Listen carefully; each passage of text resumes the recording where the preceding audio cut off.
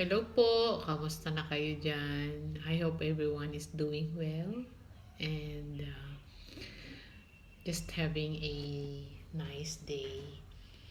I'm here in my house in Laguna right now, and I've been here since I think more than 1 week na. And I decided to stay here kasi medyo naiinip na ako sa Manila.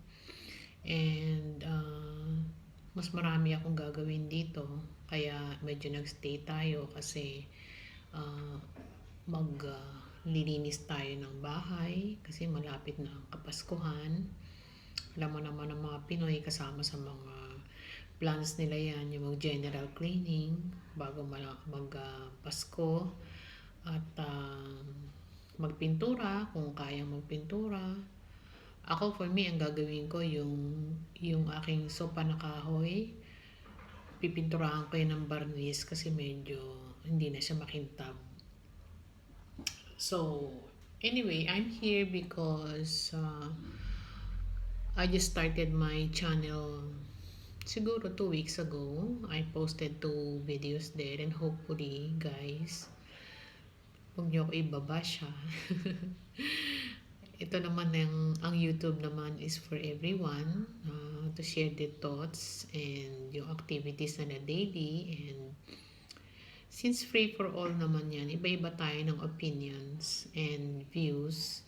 Kaya sana walang bashing. Kung hindi akma sa inyo yung mga magiging opinion ko, yung mga sasabihin ko, then you better disregard or just change channel. Ganun lang, no? Anyway, today ang parang naisip kong topic is yung about, kasi lately parang nahuhook ako kay Pastor Ed Lapis. Nadaanan ko lang yung video niya dati and I was busy doing my chore. Di nakakabit lang yung earphones ko and then I think naglalaba yata ako noon.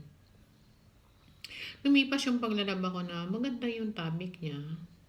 It's about worrying, and since a constant worrier ako, then very appropriate sa akin yung topic. So natapos ko yung video. And I like the way he speak. He's very relevant kasi hindi siya yung, alam mo yun, yung tipong sobrang banal ang dating. Kasi may mga salita siyang medyo mataray ang dating, na which is akma rin sa personality ko kasi sometimes bitch ako hindi ko alam Siguro dahil sa mga pinagdaanan natin, masyado akong prangka magsalita minsan. I try to be sweet, I try to hold it to myself, kaya na kapag hindi ko mapigil talagang.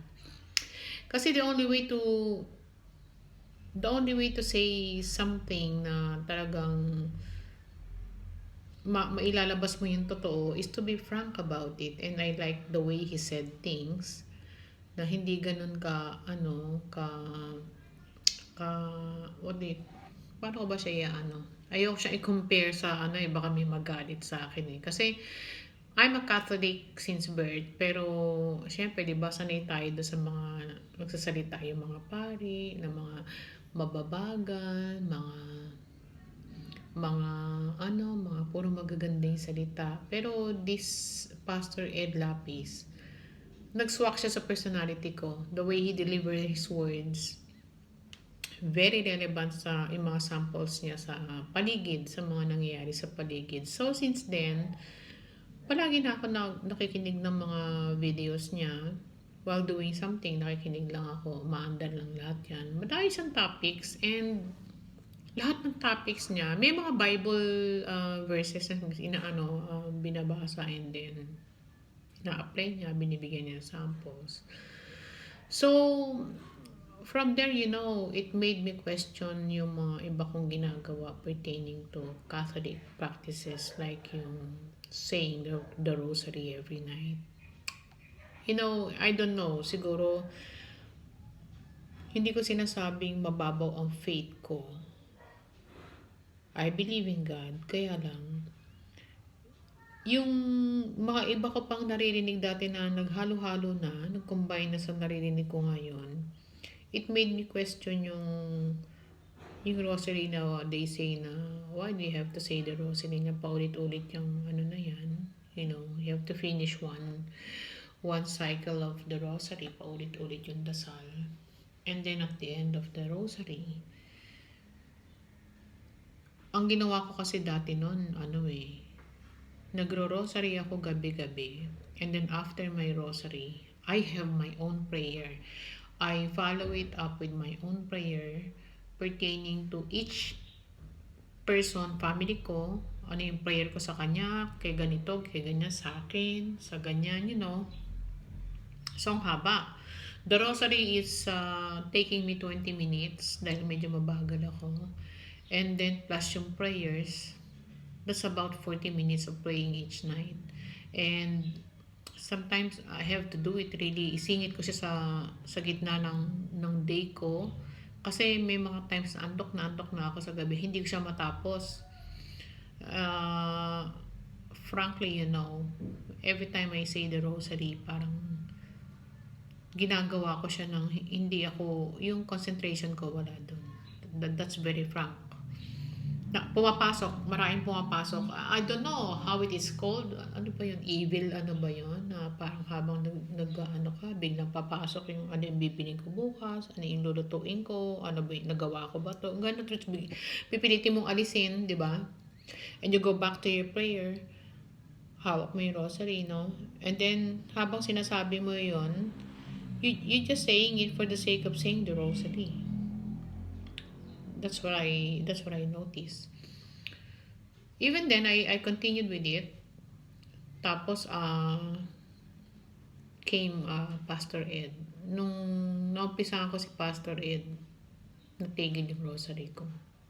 Ang nangyari sa nightly prayer ko is just all the other prayers, the most important things na nangyari sa akin to thank for during the day, and certain prayers for all the people na mahalaga sa akin, minus the rosary.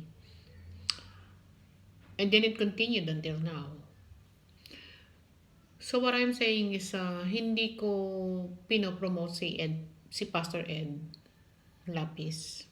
It's just that this is about me, no? This is about me. Kasi nga, this is my video, this is my channel.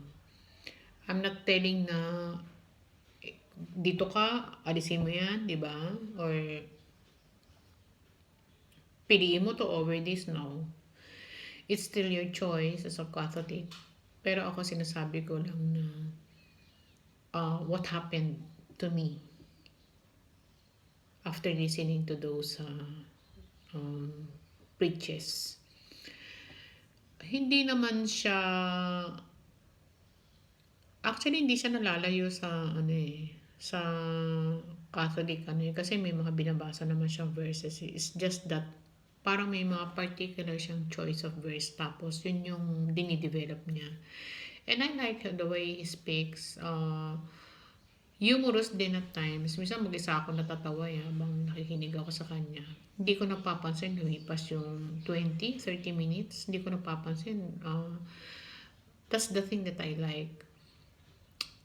Again, minsan tinatanong ko, ba't ganun, no? Dati nagsisimba. Matagal na po ako hindi nagsisimba. But every night I do pray. I don't feel sorry about it kasi pagpapasok ako sa simbahan, especially kapag during Sunday, yung magbibihis ka and everything, tapos pagpunta mo, hindi ako makapag-concentrate. I don't understand what the priest is saying, especially if it's English. Kaya naghahanap ako ng Tagalog priest.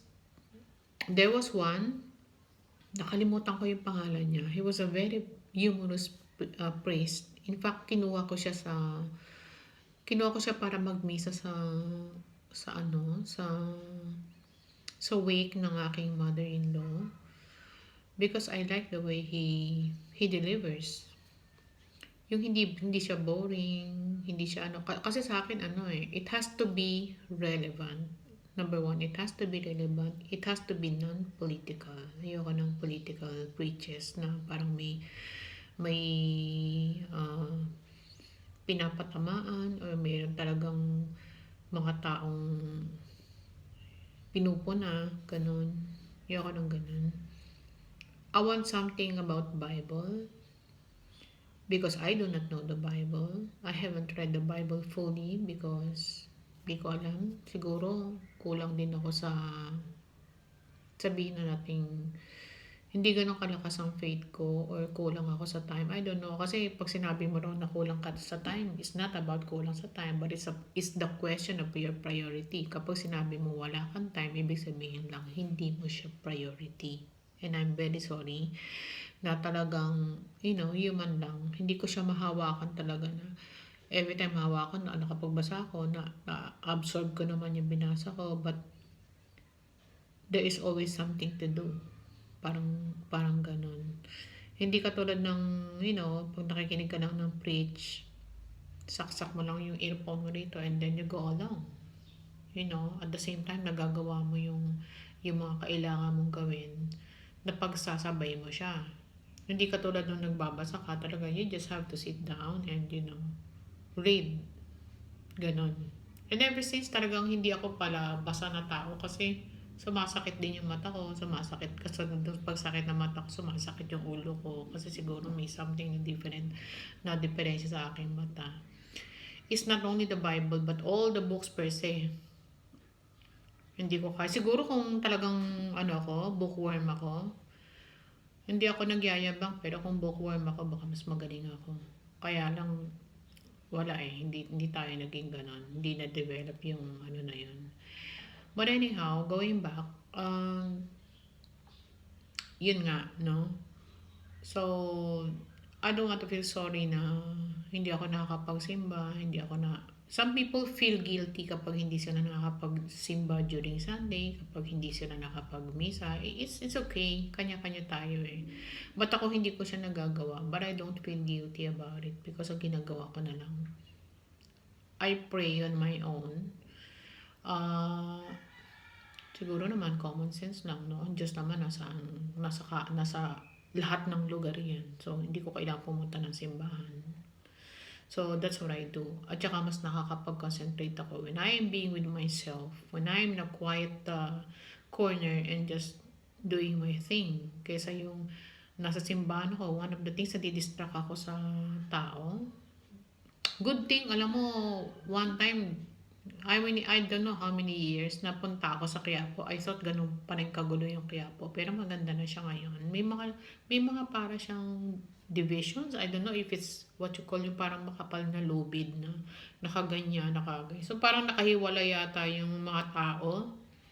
Nakahiwalay. So kapag siksikan dito, may mga marshal na ituturo kayo na dito naman kayo mag-occupy. And then parang yung mga bata, ayaw nila ng mga batang nagkalat. Inaano nila na yung bata, doon ka sa hindi ka pwedeng tatakbo rito, di ba? Huwag ka maglaro dito, nakikinig ng misa, ganyan, kailangan tahimik. And then there are television monitors. May mga monitors sa some corners, and that's good. Nag-evolve na pala siya, no? Hindi ko namalayan. But anyway, and then I like yung doon kasi Tagalog siya.